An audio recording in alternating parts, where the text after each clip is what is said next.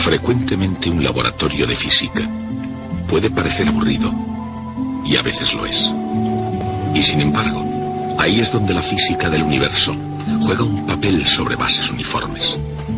Y bajo esa luz, un laboratorio ordinario puede ser visto como un lugar mágico, rasgando el espacio casi tan rápido como nuestra imaginación pueda imaginar. ¿Qué hay más mágico que la luz?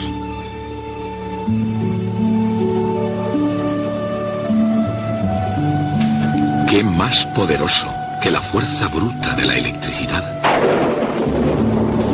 ¿O más persuasivo que la influencia de la gravedad?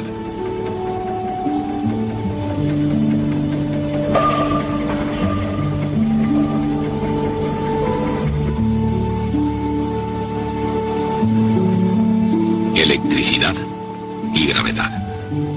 Cuando los físicos comprenden esas dos fuerzas, se acercan a la escala y a la estructura del universo. Pero para completar el viaje, necesitan hacer una conexión con otra fuerza, la que aparece en el fenómeno del magnetismo. El magnetismo difiere de la gravedad y de la electricidad de forma muy sutil. La gravedad, una fuerza que actúa entre masas, siempre atrae.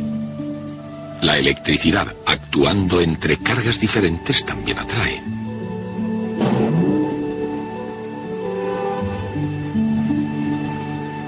Pero actuando entre cargas del mismo signo, repelerá.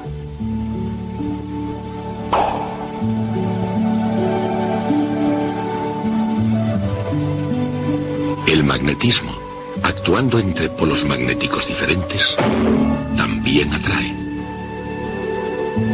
Y actuando entre polos magnéticos iguales, repele. La sutil diferencia entre el magnetismo y las otras fuerzas consiste en que los polos magnéticos nunca están solos, siempre están en parejas y ambos son iguales y opuestos. A pesar de sus diferencias, la gravedad y la electricidad obedecen a leyes de fuerza similares, y así lo hace el magnetismo también. Electricidad y magnetismo. El nexo entre esas fuerzas se reveló en un aula magna de física. El descubrimiento del nexo entre electricidad y magnetismo fue realizado en 1820 por Hans Christian Ørsted.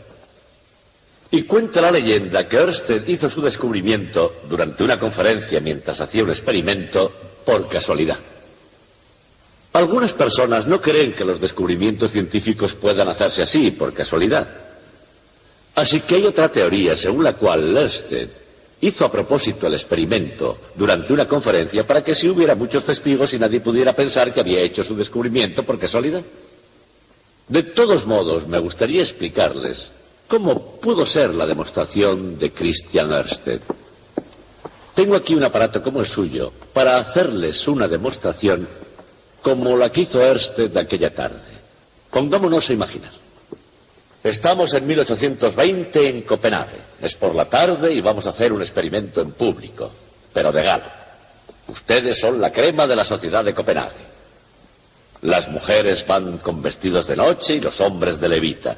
Y yo soy Hans Christian Ørsted, pensador genial, pero un poco torpe e inepto experimentador, además de miope. Ya sé que es difícil que ustedes crean que esta situación es real porque yo no soy miope. Pero usemos nuestra imaginación y hagamos lo que podamos. Bien, 20 años antes de 1800, Alejandro Volta había inventado la batería eléctrica o pila voltaica. Y así, por primera vez, había una fuente fiable de corriente eléctrica. He conseguido una pila voltaica original preparada para nosotros en la ferretería de la esquina. Ørsted sabía que las corrientes eléctricas originaban fenómenos curiosos, por ejemplo, cambios de unos compuestos químicos en otros, o que un cable portador de corriente convertía la electricidad en calor, o incluso en luz. Él estaba absolutamente seguro de que su corriente eléctrica se convertiría igualmente en magnetismo. La idea era esta: haría pasar una corriente eléctrica por un hilo conductor situándolo perpendicular a la aguja de una brújula como la que ustedes están viendo. Al pasar la corriente a través del hilo, este se convertiría en un imán. Y nosotros lo notaríamos porque la aguja magnética se pondría paralela al hilo. Ahora voy a necesitar un ayudante para hacer este experimento. ¿Quiere alguno de ustedes acercarse aquí? ¿Quiere usted ser mi ayudante, por favor? Debe usted venir aquí y lo único que tiene que hacer es cerrar este interruptor. Tire hacia usted el interruptor cuando yo le diga que cierre. ¿De acuerdo? Cuando mi ayudante cierra el interruptor, una corriente eléctrica recorrerá este hilo. Y el hilo se convertirá en un auténtico imán. Y lo sabremos porque girará la aguja de la brújula hasta ponerse paralela al hilo. Así que Ørsted coloca todo y mantiene el hilo perpendicular a la aguja. Cuando la aguja gire, ellos verán el nexo entre electricidad y magnetismo. Descubierto por vez primera, este será uno de los grandes descubrimientos del siglo XIX. Un momento dramático. Cuando yo cuente 3, usted tire del conmutador.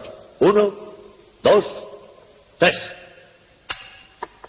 Y no ha sucedido absolutamente nada. Ørsted también queda muy decepcionado. Por supuesto, él intenta otras cosas. Dobla el hilo, tira del imán y hace otros intentos por el estilo. Nada funciona. El imán no se mueve absolutamente nada. Está tan decepcionado que le dice a su ayudante que abra el interruptor. Anuncia que su experimento ha fallado y envía al público a casa.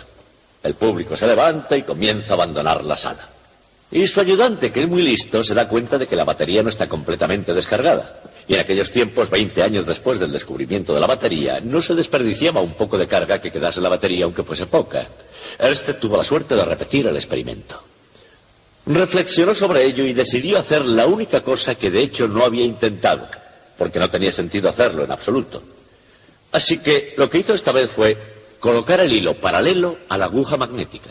No tenía ningún sentido, porque si está paralelo a la aguja y se convierte en imán, la aguja ya está alineada con él y no se movería nada de ninguna manera. Sin embargo, decidido a probar, aunque sabía de antemano que nada iba a pasar, sujetó nuevamente el cable paralelo a la aguja y le dijo a su ayudante lo que yo le voy a decir ahora. Ayudante, ¿preparada? 1, 2, 3. La aguja imantada comenzó a moverse y Ørsted había descubierto el electromagnetismo. Ya puede apagar el conmutador, muchas gracias. Puede retirarse.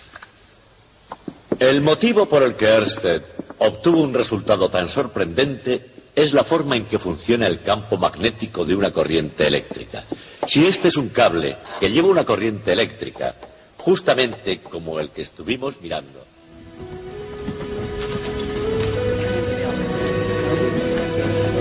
¿Fue así como realmente sucedió? Es difícil de decir. Nadie sabe con seguridad qué fue lo que el auditorio vio o no vio, y durante años corrieron varias versiones diferentes sobre este incidente. Pero el hecho es que Ørsted, torpe o no, en un momento de genialidad, había hecho un descubrimiento.